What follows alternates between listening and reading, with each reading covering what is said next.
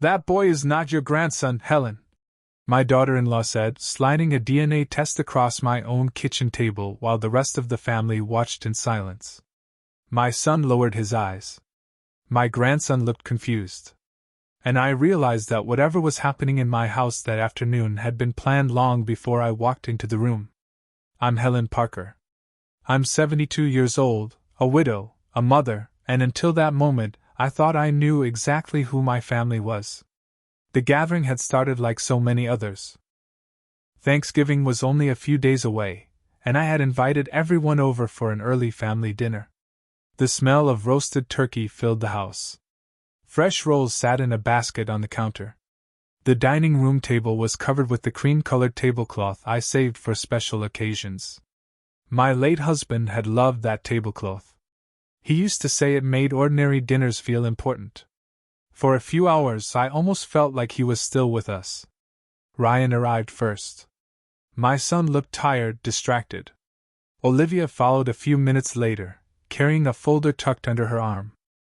Liam came in behind them, smiling politely before heading to the kitchen for a glass of lemonade. He was 17 now. Tall. Thoughtful. So much like my husband that sometimes it startled me. We sat down to eat. Conversation drifted from work schedules to school plans. Nothing seemed unusual. Then Olivia cleared her throat. The room grew quiet. She placed the folder on the table and slowly opened it. Before we discuss the future, she said, there's something everyone deserves to know. I remember setting down my fork. I remember Ryan staring at the table. I remember Liam looking from one face to another, trying to understand why the atmosphere had suddenly changed. Olivia slid several papers toward me. The DNA test confirms Liam is not biologically related to your side of the family. The words hung in the air like a storm cloud. Nobody spoke. Nobody moved. I looked at the documents. Charts. Numbers. Official-looking seals. Everything appeared legitimate. We felt you should know before making any decisions about inheritance, Olivia continued. Her voice remained calm. Almost rehearsed. I raised my eyes toward Ryan. He still refused to look at me. That hurt more than anything Olivia could have said. Liam shifted uncomfortably in his chair. Mom, he whispered. What is she talking about? Olivia ignored him. Instead, she folded her hands and waited for my reaction. But I didn't argue. I didn't cry. I didn't accuse anyone of anything. I simply studied the papers resting in front of me. Then I noticed something. A small detail. Just one line near the bottom of the report. A line that should not have been there. My heart remained steady. My face revealed nothing. Because in that exact moment, I stopped asking whether the DNA test was true. I started wondering who had faked it. I kept my eyes on the report for several seconds after everyone else had stopped speaking. The silence around the table felt heavier than the food we had barely touched. Outside, the late afternoon sun cast long shadows across the backyard. Inside, my family waited to see how I would react. Olivia looked confident. Ryan looked uncomfortable. Liam looked hurt and confused. I folded the papers neatly and placed them back on the table. Thank you for showing me, I said calmly. Olivia blinked as if she had expected an argument. That is all you have to say?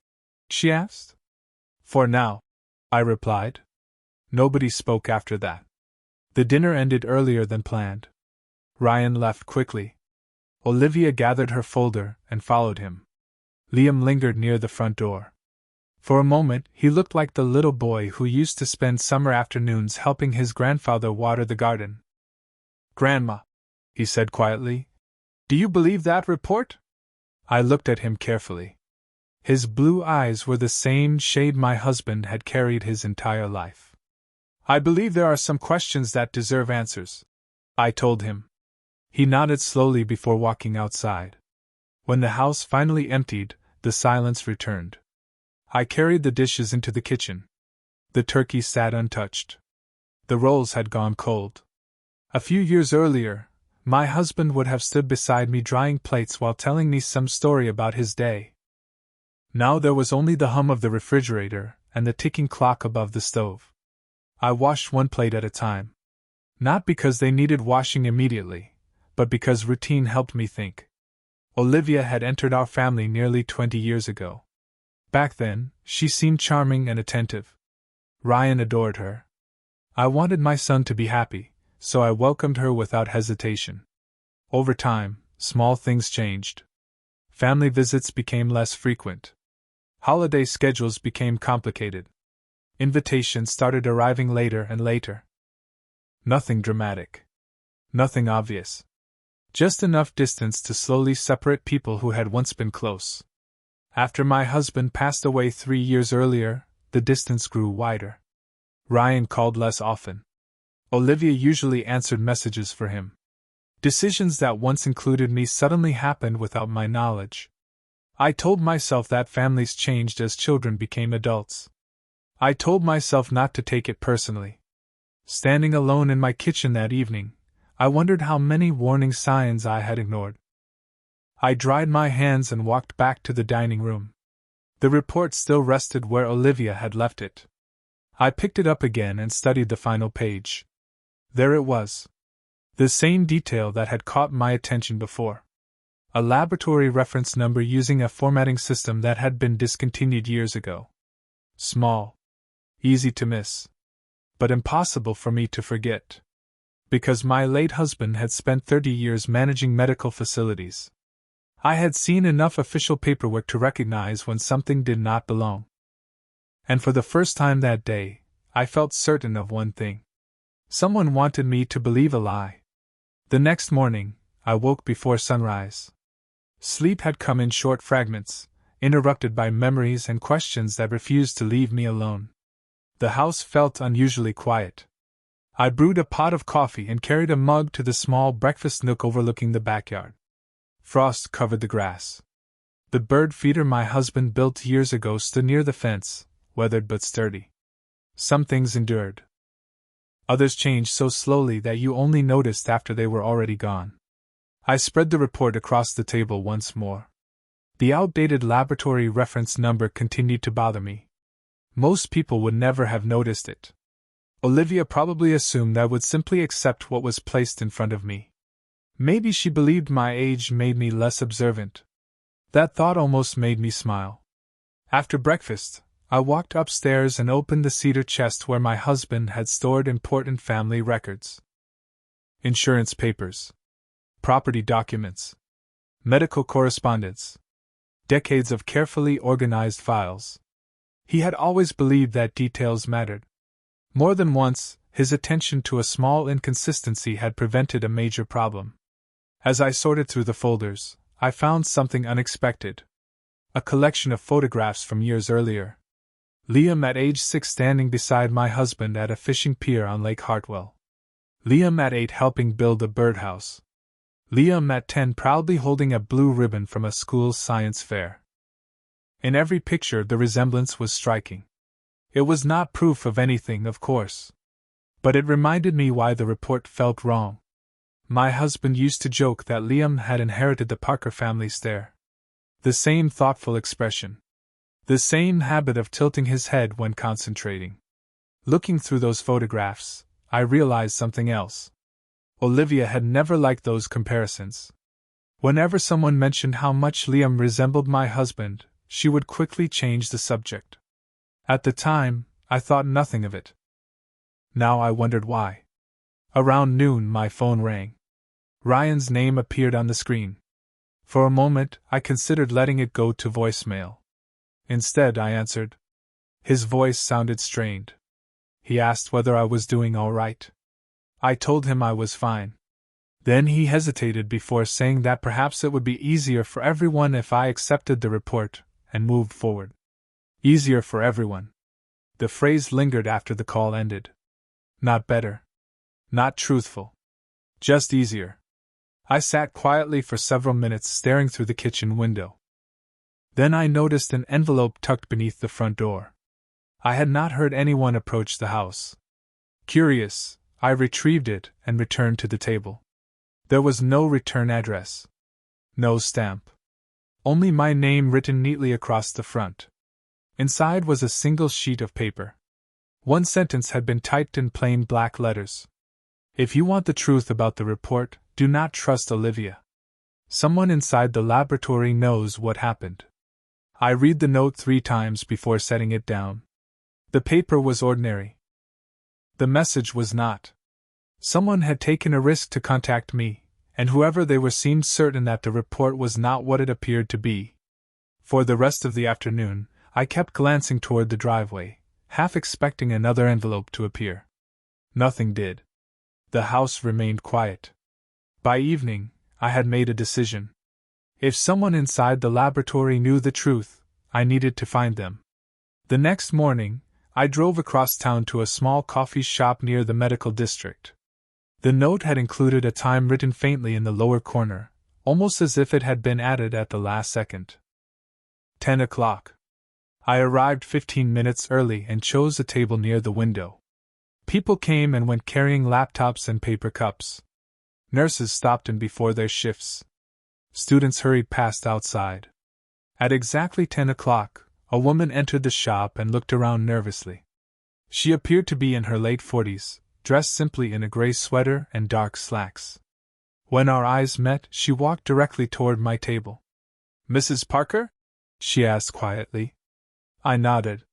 She sat down without ordering anything. "My name is Sophia Bennett," she said. "I used to work at the laboratory that issued the report." My pulse quickened, but I kept my expression calm. Sophia folded her hands together. "I should have come forward sooner." She looked genuinely troubled. For a moment neither of us spoke. Then she explained that she had spent more than 20 years handling administrative records and sample tracking. Several weeks earlier, she noticed unusual activity connected to a file involving my family. Certain records had been modified. Access logs had been altered. Requests had appeared under employee accounts that should never have been involved. "Can you prove it?" I asked. Sophia hesitated. "Not yet. Most of what I saw disappeared afterward. Someone was careful." That answer should have discouraged me. Instead, it confirmed my suspicions. Honest mistakes do not disappear. Only deliberate actions require covering up. Sophia reached into her purse and removed a folded piece of paper. It contained a partial record she had printed before the system changed. Several names had been blacked out, but one detail remained visible. The request authorizing the final report had not come directly from a physician or a legal office. It had come through a private intermediary service. I stared at the document. "Who paid for the request?" I asked. Sophia slowly shook her head.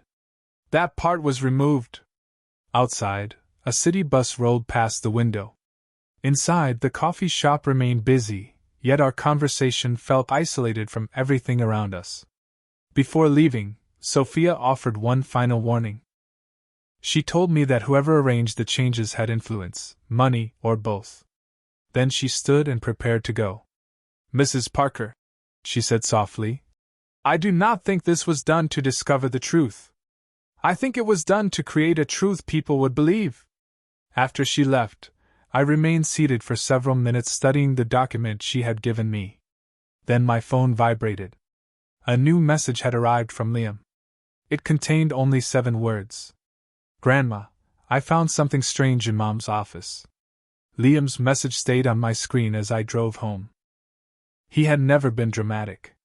He was the kind of young man who thought carefully before speaking and rarely exaggerated anything. If he said he had found something strange, I took it seriously. I called him as soon as I pulled into my driveway. He answered immediately. His voice was low. "Mom is at the gym and Dad is still at work," he said. "I do not have much time." I asked him what he had found. There was a brief pause before he answered. "I was looking for a warranty document for my laptop. Mom keeps family paperwork in her office cabinet." While I was searching, I found a folder with your name on it. My grip tightened around the phone. What was inside? Another pause. I did not read everything. I was not trying to snoop. but I saw copies of trust documents and inheritance paperwork. There were notes attached. I sat silently and listened. One note said that if the family relationship could be legally challenged, future distributions might need to be reviewed. The words settled heavily in my mind. This was no longer about emotions. It was about money, property, control. I asked Liam whether he had taken any photographs. Only one, he admitted. A few seconds later my phone vibrated. The image arrived. I opened it immediately. The photograph showed part of a printed memorandum attached to legal documents. Most of the page was cut off, but one sentence remained visible. If biological connection cannot be verified, beneficiary eligibility may be reconsidered. I stared at the screen. My husband had spent decades building financial security for our family. After his passing, I had worked carefully with attorneys to ensure that future generations would benefit from what he had created. Liam had always been included in those plans. Suddenly, everything Sophia told me became clearer. Someone had a reason to separate Liam from the Parker family. A very expensive reason. That evening, I called Michael Grant, the attorney who had managed our family estate for years. We arranged to meet the following morning. Michael reviewed the photograph carefully. He leaned back in his chair and removed his glasses. "Helen," he said quietly, "if someone could convince others that Liam was not biologically connected to the family, certain inheritance rights could become complicated." I asked him who would benefit. Michael did not answer immediately. Instead, he opened several files on his computer. After a few minutes, he turned the screen toward me. Olivia's name appeared repeatedly throughout a series of recent financial records. Credit obligations, refinancing applications, loan inquiries. The total amounts made my stomach sink. Olivia was carrying far more debt than anyone in the family knew. Michael folded his hands. "I cannot prove motive," he said carefully. "But I can tell you this. Someone under that level of financial pressure might become very interested in controlling future assets." As I left his office, my phone rang again. This time the caller was Sophia. Her voice sounded urgent. "Mrs. Parker," she said, "I finally found the payment trail. And the name attached to it is someone you know."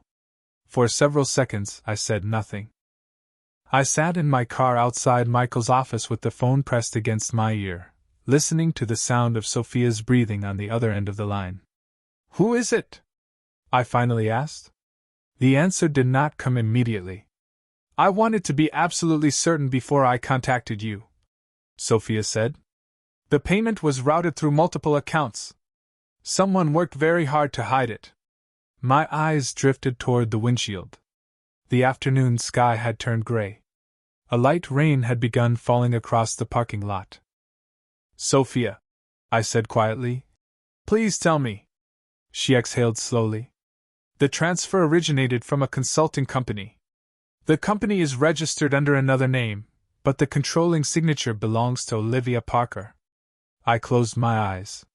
Even after everything I had learned, hearing the words still felt different. Harder. More final. A few cars pulled into the lot nearby.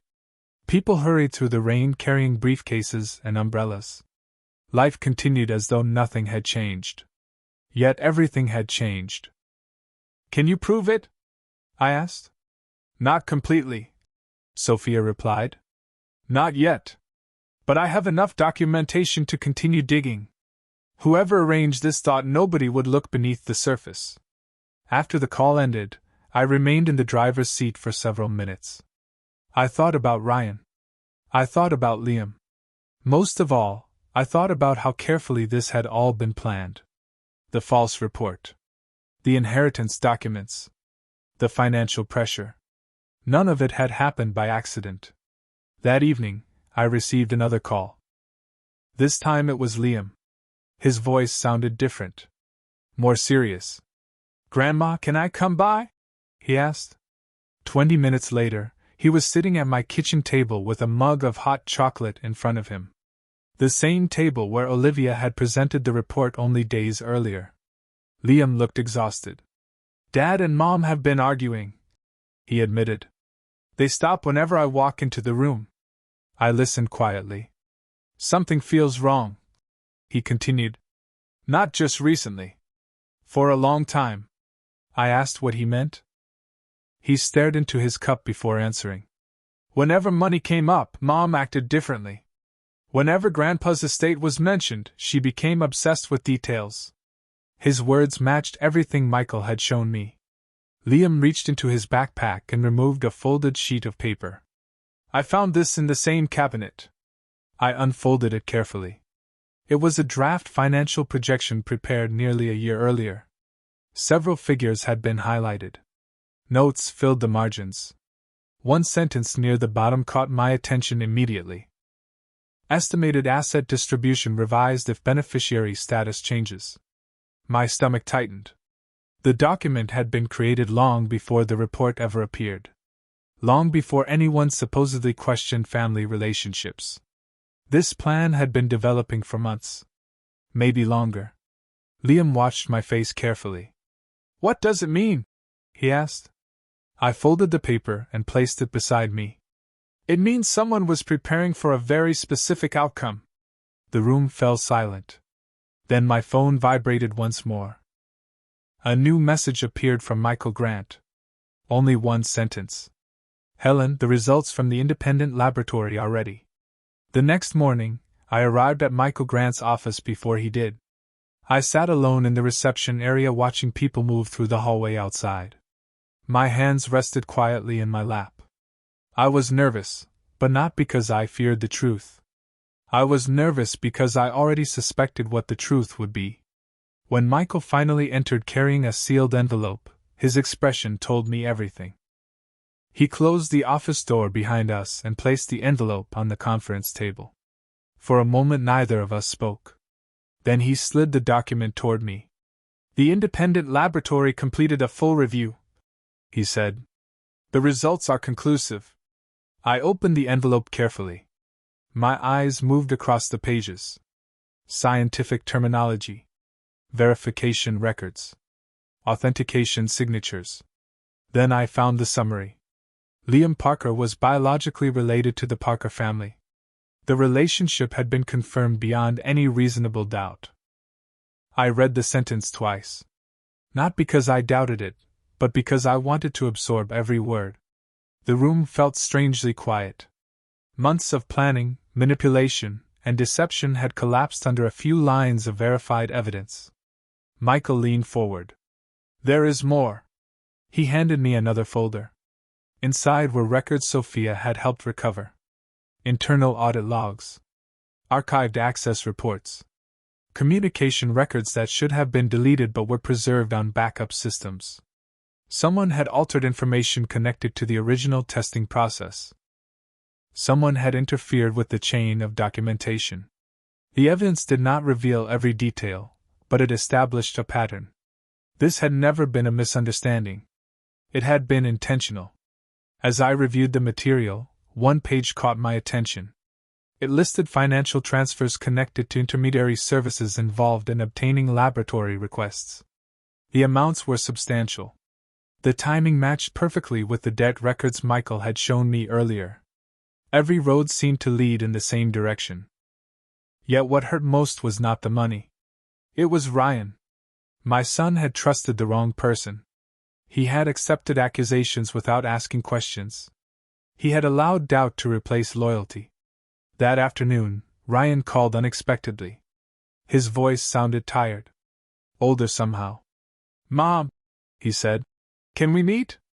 We arranged to meet at a small diner we used to visit when he was a teenager. When I arrived, he was already sitting in a booth staring into a cup of coffee. He looked up as I approached. There was something different in his eyes. Uncertainty. Regret. Before I could sit down, he spoke. "I found some documents at home." My heart remained steady. "What kind of documents?" Ryan swallowed hard. "Financial records. Hidden accounts. Things Olivia never told me about." He looked away for a moment. "Mom, I think I have made a terrible mistake." Outside the diner window, traffic moved slowly through the afternoon sunlight. Inside, neither of us touched our food. Then Ryan reached into his jacket and placed a flash drive on the table between us. "There is something on here you need to see," he said quietly. "And when you see it, everything will finally make sense." That evening, I sat alone in my study with Ryan's flash drive connected to my laptop. The room was quiet except for the faint ticking of the grandfather clock that had stood in the corner for more than 20 years. I opened the files one by one. Bank statements, account transfers, email archives. At first, nothing seemed unusual. Then patterns began to emerge. Certain payments matched the dates Sophia had uncovered. Several transactions flowed through consulting firms and intermediary services before disappearing into accounts connected to Olivia's financial network. It was complicated by design. Yet the trail was there. Clear enough for anyone willing to follow it. The most revealing file was an email chain Ryan had discovered hidden inside an archived folder. The messages did not mention family directly. They discussed reports, verification procedures, and expedited requests. But one sentence stood out immediately. "The outcome must remain consistent with our objective." I stared at those words for a long time. Objective. Not truth. Not accuracy. Objective. The following morning, Michael reviewed everything. By noon, he was convinced the evidence was strong enough to present formally. Sophia agreed to participate. Ryan agreed as well. For the first time since this nightmare began, I felt the pieces moving toward a conclusion. 2 days later, Thanksgiving arrived. Family members gathered at my house just as they had for years. The dining room looked beautiful. The turkey rested in the center of the table. Candles flickered softly. Outside, cold autumn sunlight filtered through the windows. Olivia arrived wearing a confident smile. She greeted relatives warmly and acted as though nothing unusual had happened. Watching her move through the room, I realized how much effort she had invested in maintaining appearances. Ryan arrived separately. He looked serious. Liam remained close to him throughout the afternoon. As guests settled into their seats, Michael entered carrying a briefcase. Several family members looked surprised. Olivia looked confused. "Why is the attorney here?" she asked lightly. Nobody answered immediately. The room gradually grew quiet. I stood slowly and thanked everyone for coming. Then I explained that before Thanksgiving dinner began, there was an important matter that needed clarification. Olivia's smile faded slightly. Michael opened his briefcase and placed several folders on the table. Sophia sat nearby, calm and composed. One by one, the documents were presented. The independent laboratory findings, the audit records, the financial transfers, the altered documentation trail. Nobody raised their voice. Nobody argued. The evidence spoke for itself. Ryan finally looked directly at Olivia. The disappointment in his eyes was impossible to miss. Around the table, relatives exchanged stunned glances as the full picture emerged. The silence felt heavier than any argument ever could. Olivia attempted to explain. She claimed there had been misunderstandings. She claimed people were making assumptions. But every explanation collapsed against the record sitting in front of her. Then something unexpected happened. Liam slowly rose from his chair. The entire room turned toward him. His face remained calm. His voice steady. And the first words he spoke changed everything. The room remained completely silent after Liam stood up. For a moment, nobody moved. Nobody spoke. The candles flickered softly in the center of the table, while every eye remained fixed on him. He looked first at Ryan, then at me. Finally, he turned toward Olivia. "I spent most of my life believing family meant trust," he said calmly. "Not because people were perfect, but because they cared enough to tell the truth." His voice never rose. That made his words even more powerful. Olivia attempted to interrupt, but Liam gently shook his head. "Please let me finish." She fell silent. Liam took a slow breath. "Grandma never treated me like an obligation. She never treated me like an investment. She treated me like family." The room seemed to grow even quieter. When everyone started questioning where I belong, she was the only person who never changed the way she looked at me.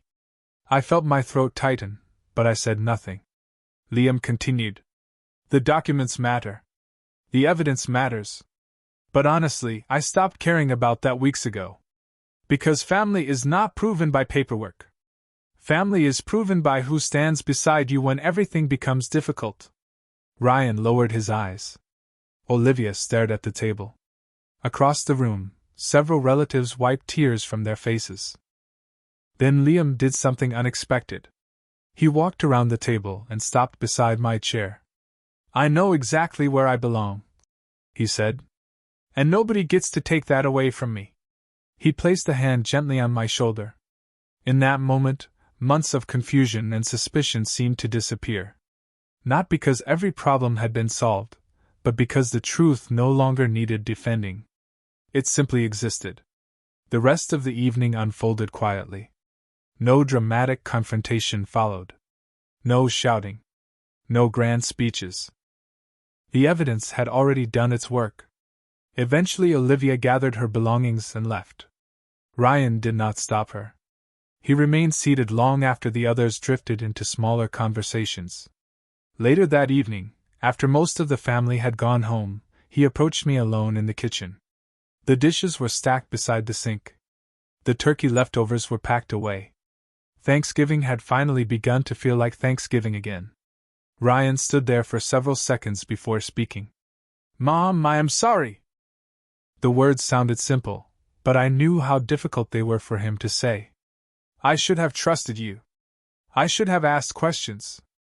I should have paid attention. I looked at my son and saw the boy he used to be. The boy who once believed honesty mattered more than convenience. You made mistakes, I said gently. What matters now is what you do next. He nodded slowly. For the first time in years, there was no distance between us. A few weeks later, the legal matters were resolved. The independent findings were formally recognized. The family records were corrected. Liam's place within the Parker family was never questioned again. Sophia received recognition for helping uncover the truth. Michael ensured every document reflected reality. Life did not magically become perfect afterward. Families rarely work that way. Healing takes time. Trust takes even longer. But something important had changed. The deception was gone. The uncertainty was gone. The fear was gone. One cold December evening, I stood by the living room window watching snow fall across the backyard. Liam was outside hanging bird feeders exactly the way my husband used to do every winter. For a moment, the resemblance made me smile. Not because of genetics. Not because of laboratory reports. Because character reveals itself in quiet moments. The false records had tried to separate a family. Instead, they exposed something far more valuable. The truth was never really about blood. It was about loyalty. And in the end, loyalty was the one thing that could not be forged.